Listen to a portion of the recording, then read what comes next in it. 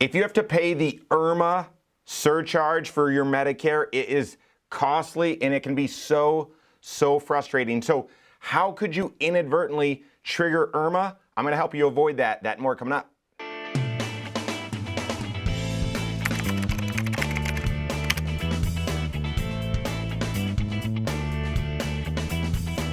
My name is Mike Bernard. I'm the host of the Wise Money Show. I'm also one of the certified financial planners right here at Korhorn Financial Group. Make sure you hit that subscribe button, turn on notifications, and smash that thumbs up button. Dealing with a little raspy voice today. Most of us getting sick here in the Midwest, so thanks for your patience if you're a regular listener. Now, I want to talk about IRMAA.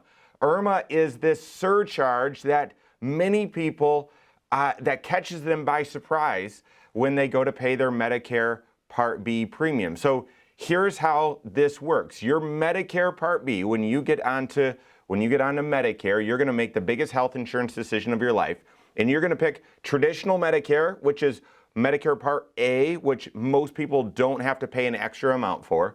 Then Medicare Part B, which comes with a monthly charge, currently $164.90. That's the base monthly rate. It's going to be going up next year. Some people could pay more for that. For IRMAA, we're going to explain that here in just a second. So A, B, D, which is your prescription drug plan, that can vary as well, and there's an IRMAA surcharge there as well if qualified.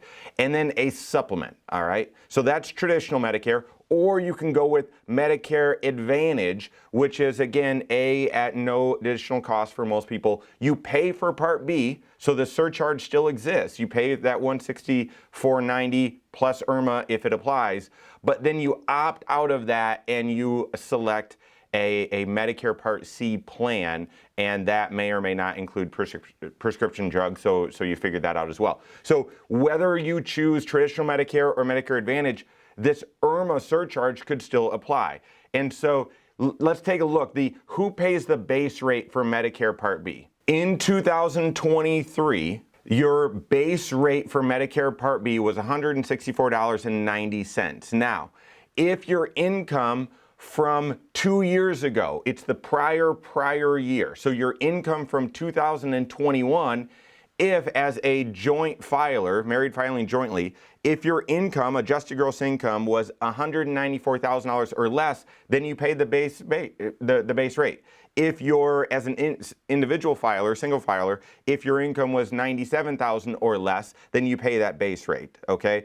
But if in 2021, your income, your adjusted gross income, was above $194,000, but less than $246,000 as a joint filer, then you actually paid a surcharge. You paid this IRMAA, income-related monthly adjustment amount. So instead of paying $164, you paid $230 for the same thing. I'm all for paying more and getting more. No, you're paying more and getting the same thing, right? If your income's above that, above $246 but less than $306, then you paid $329, another $100 on top of that. And you can see how that scale goes. So avoiding IRMAA, or being aware of it and being planful so that you can avoid this costly and very, very frustrating surcharge, is a critical component of planning ahead, doing tax planning, and doing cash flow planning. Guys, comprehensive financial planning as you get into retirement. So obviously we do a lot of this planning. That's one of the reasons why you need a certified financial planner that's doing comprehensive financial planning, looking at all 6 areas of your financial life. But then to take that a step further, we have a CPA team on our team, and we've got health insurance experts on our team as well. So we're doing a lot of this planning, being aware of it. Yet, we still see lots of times where people will come into our office, brand new or whatever, and will be frustrated and surprised because they triggered IRMAA, this surcharge. They're all of a sudden having to pay it, and they really had no clue. And part of that could be, well, it's based on your income from 2 years ago, and so that creates a little bit of curiosity, or it's not directly related. But what are some of the surprise causes of IRMAA so that you can avoid these? By far, the number one cause or surprise cause of IRMAA is a major purchase. Yes, from 2 years ago, a major purchase. Well, why would that be a main cause? Because when you're in retirement, oftentimes you don't want to take on debt. And I'm not an advocate for debt, so I'm not going to tell you that you absolutely should, but instead of debt to fund a major purchase, you're drawing dollars out of your investment accounts. And when you're doing that, you are likely adding dollars to your tax return as taxable income. If you're taking it, say you're buying a vehicle and it's going to cost, 50 grand to buy a brand new vehicle, then you're probably going to need to pull $70,000 to $75,000 out of your IRA, withhold a bunch of taxes to get you your 50 grand. And it might not be that simple, because you might think, well, yeah, I've got to trade in, so instead of 50 grand, it's going to be 35,000, and I've got 10 in cash already, so it's going to be 25. I need 25,000. Okay, then we need to draw 40 grand out of your IRA, withhold taxes, and have you, that'll net you the 25 grand. And I'm doing approximates here. But that 40 grand now that we took out of your IRA, that's going to land on your tax return as taxable income. And when you add that on top of your other distributions to supplement your Social Security, maybe a pension, maybe dividend income, and so on, that can, by surprise, without knowing, that can move you above these IRMAA thresholds, and all of a sudden, 2 years later or 18 months later, you find out, oh, my Medicare went up and now I'm paying a surcharge. What is this? It's because there was a major purchase and you weren't thinking ahead, you weren't planning ahead, you weren't aware that that was going to push you into that next threshold. This is going to happen all the time.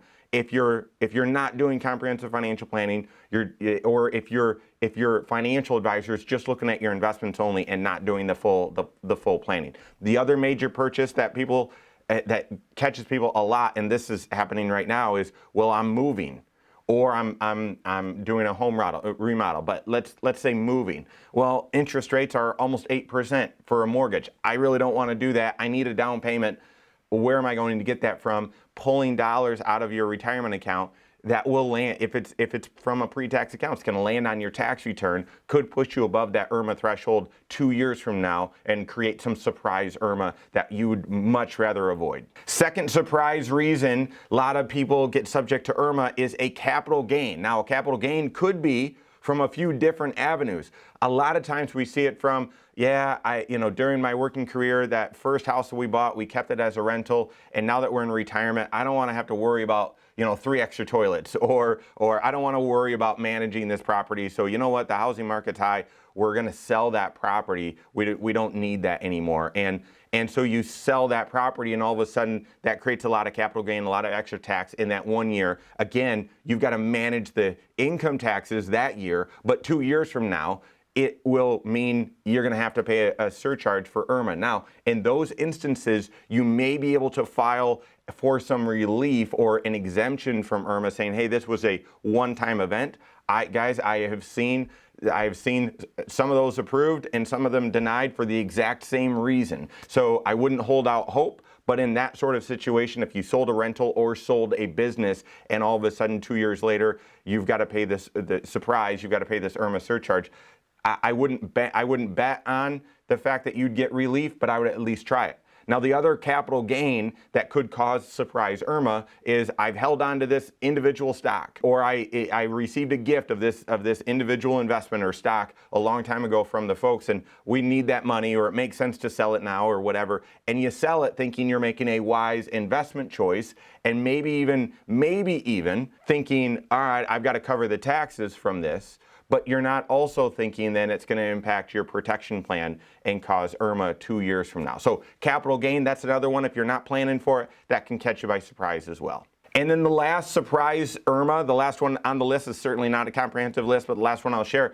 And this one is not a surprise flash in the pan like the other ones, where it's going to happen and then it will go away. And that is your required minimum distribution. If you're looking at your overall tax situation, your income situation, and you've got your Social Security, maybe a pension, and what you're supplementing, and then all of a sudden you reach age 73 and you have to take even more out of your IRA, that could push you above that IRMAA threshold permanently. And that's the scenario that we really want to avoid. And you might say, no, I mean, 197,000, that's a pretty significant chunk. I doubt we'll be there. Well, what happens if you're a widow or widower? Or you suddenly single later in retirement? Then that RMD, that required minimum distribution, is still going to be the same amount, even though it's just you. And that is where we see a lot of people suddenly subject to IRMAA. So here's the thing. Those are 3 surprise ways that you could be subject to IRMAA. How do you get around that? Plan ahead. Proactively plan ahead through comprehensive financial planning, looking at your cash flow, your protection plan. That's where you're analyzing, looking at Medicare, your tax situation, tax planning, proactively looking ahead. Where do you think you'll be with your income and so on? And then what do we think your required minimum distribution will be? Your investment planning, retirement planning, and estate planning. All of that needs to be fused together so that you can properly plan ahead. And for many people, it is realistic to avoid and prevent IRMAA completely.